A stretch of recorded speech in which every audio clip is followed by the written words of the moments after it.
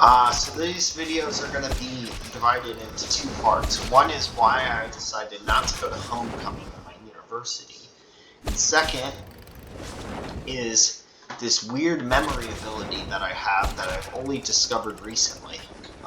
Is this where a colonel is? What did I do? We have hostiles in the area. What the fuck did I do? What the hell? I don't understand what I did.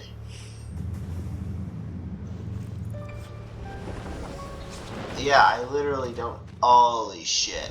Okay. Anyways, what I wanted to say is, yeah, so essentially,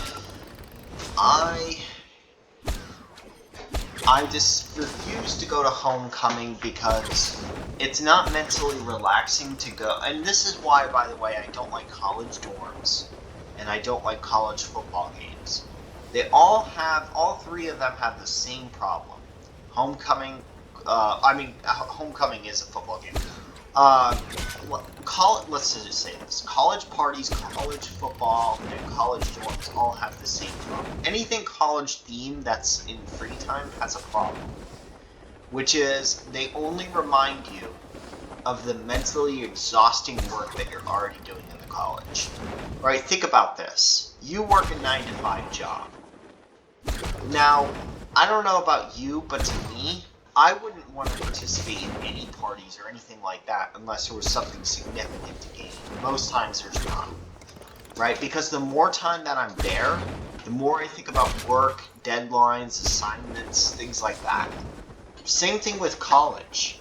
Like, I want to be there for as few hours as possible besides exercising, maybe having a drink with a friend at a cafe, and fucking doing classes, right? I wanted to do what I need to do and not stay there for any longer, because all that college is going to do is remind me of my stress and my work that I keep having to do. So, the second part of this video is going to be talking about this weird memory ability that I have that I've only started recently discovering. So I know greater than 60 digits of pi, 50, 60 digits of pi, right? And it's always stuck with me ever since high school, and I've never really studied it over the past 4 years. It's just kind of stuck. But apparently I have great long-term memory where I'm able to remember in detail places where I sat through basically all my life.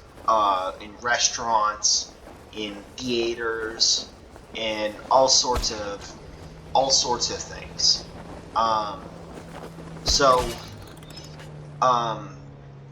And I can remember like some of the conversations on those days, the weather on those days, things like that. And it's really interesting. Now, I'm not claiming that I have a 1 in 1 million ability, but what I am claiming is that I have some sort of rare memory ability where I remember in a lot of detail conversations, weather, vibes, things like that on days that have no special meaning at all. It's one thing if there's special meaning, right? Like it's your, 18th birthday and where you went and sat on your 18th birthday. But I'm just talking about on a random day. Like for example, my academic appointments, advising appointments, I remember the weather and the vibe on all of those days. So it's very strange. I remember a lot of things like that in great detail.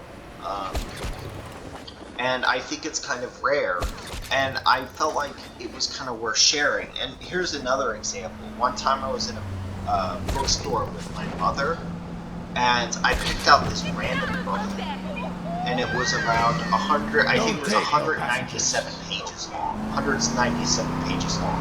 It was in the 9/7s, right? So it was like 297, 397, and this was a long time ago, so now I don't remember. Right, my memory is not so extreme that it's 1 in a billion, right? But it's rare. It's pretty rare. And I remember picking up the book, looking at the final page number once, putting it back, and then a year later I returned. I remember the exact spot where the book was, and before I opened the book, I remembered how many pages there were in it, and I was off by like 1, or actually none at all. And I was only like a child at the time, and I never really picked this ability up until later in life. Like around a few months ago I started realizing, or a year ago I started realizing that I have this really awesome memory ability, long-term memory ability. My working memory is measured by the WASEs above the 99.9th percentile, but working memory is more short-term memory. It's not long-term memory. Now, what's interesting is that although I have great working short-term and long-term memory, I also have ADHD. So I have gifted processing speed, gifted short-term and long-term memory, but I have ADHD as well.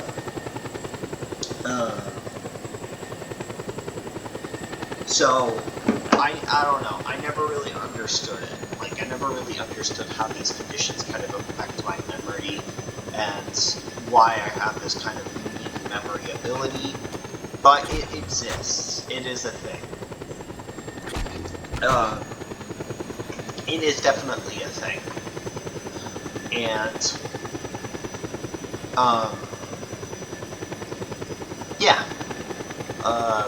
It's definitely a thing that affects me.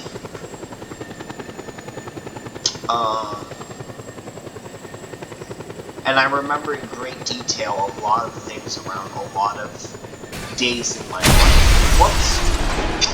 Damn it, I fucking reset. Anyways, that's all I wanted to talk about. Let me reload the game, and then I'll go. I don't really know why this video was even really produced anyways. Like, it's not that important, but I wanted to share a couple things, I guess. In history class, I actually ran out of power on the computer, right? And there wasn't a really effective way to take notes because I didn't have any pencils or paper, right?